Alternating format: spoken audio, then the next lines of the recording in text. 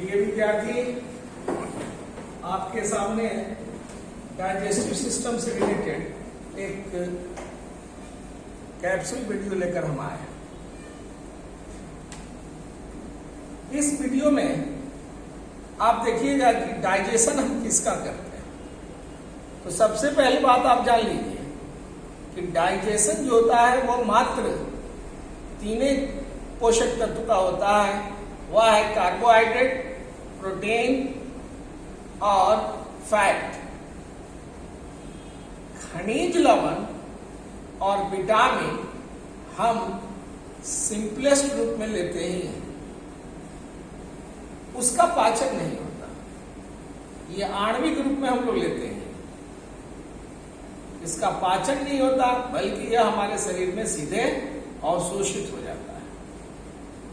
इसलिए हमारा ये जो पाचन नली है, जो मुंह से लेकर एनस तक जाता है, और मुंह से लेकर एनस तक जो ये नली नुमा संरचना आप जो देख रहे हो, जो कि यहां दिखाई दे रहा है, मुंह से लेकर एनस तक ये जो नली नुमा संरचना है, इसकी लंबाई 10 से 11 मीटर होती है, यानी कि लगभग 32 से 36 फीट होता है। अब इसी में भोजन का पाचन होता है और मात्र 3 चीज का पाचन करता है: कार्बोहाइड्रेट, प्रोटीन और फैट का। कार्बोहाइड्रेट पचकर ग्लूकोज बनता है, प्रोटीन पचकर एमिनो एसिड बनता है और फैट पचकर फैटी एसिड बनता है, जिसको हम लोग वसीय अम्ल कहते हैं। और यही 3 चीज हमारे ब्लड में जाकर घुलनशील होते हैं।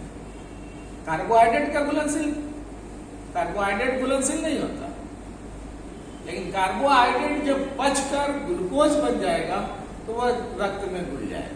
प्रोटीन का रक्त में घुलना मुश्किल है, लेकिन प्रोटीन जब पचकर एमिनो एसिड बनेगा तो वह रक्त में जाकर मिल जाएगा।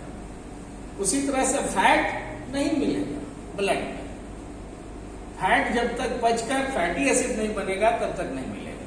तो पहली बात आप याद जब कर लीजिएगा कि मात्र 3 चीज का ही हमारा पाचन नली जो है वह पाचन करता है: प्रोटीन, फैट और कार्बोहाइड्रेट। इस कार्बोहाइड्रेट का पाचन शुरू हो जाता है मुंह से। इस प्रोटीन का पाचन शुरू हो जाता है यह स्टोमक से, और फैट का पाचन शुरू हो जाता है ड्यूडेनम से। अब जरा सा देखिए कि भोजन जो है ये मुंह में लार ग्रंथि, दांत और जीभ पाए जाते हैं। इनके सहायता से हम लोग भोजन को चबा लेते हैं। चबा लेने के बाद भोजन ये पहुंचता है ग्रासिका में, जिसको हम लोग एसोफेगस कहते हैं अंग्रेजी में, जिसकी लंबाई लगभग 25 सेंटीमीटर होती है। और ये हमारा स्टोमक है, और स्टोमक में भोजन 6 से 8 घंटा रहता है। उसके बाद यह भोजन पहुंचेगा कहाँ? तो छोटी आंत का जो पहला भाग है उसको हम लोग ड्यूडेनम कहते हैं, और ये ड्यूडेनम में पहुंचेगा। ड्यूडेनम के बाद जेजेनम में, जेजेनम के बाद इलियम में, यानी कि ड्यूडेनम, जेजेनम और इलियम, यह तीनों जो है वह छोटी आंत का भाग है। यानी 3 मील का छोटी आंत का निर्माण करता है। और ये क्वाइल नुमा संरचना जो देख रहे हैं, इसमें 2 पार्ट हो गया। एक part jejunum, next part ileum, और ये ऊपर जो देख रहे हो सी आकार का, इसी को ड्यूडेनम कहते हैं।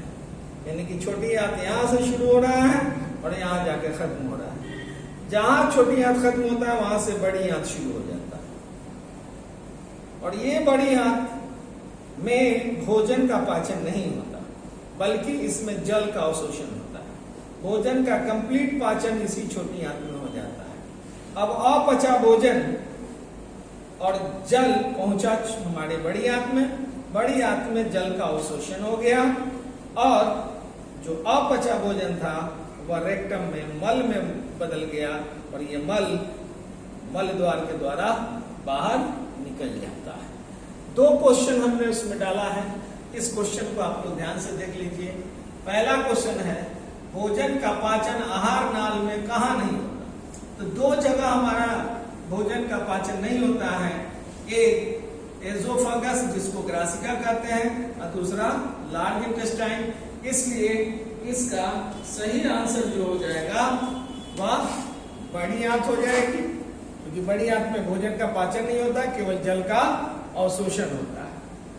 दूसरा पूछ रहा है कि पाचक रस है लेकिन पाचन में सहायक भी है परंतु एंजाइम नहीं है। कौन पाचक रस है जो पाचन में सहायक है परंतु एंजाइम नहीं है? तो उसका आंसर हो जाएगा पीत। टाइलिन भी एंजाइम है, ट्रिप्सिन भी एंजाइम है और एमाइलेज भी एंजाइम है। पीत पाचन में सहायक है लेकिन एंजाइम नहीं है। धन्यवाद।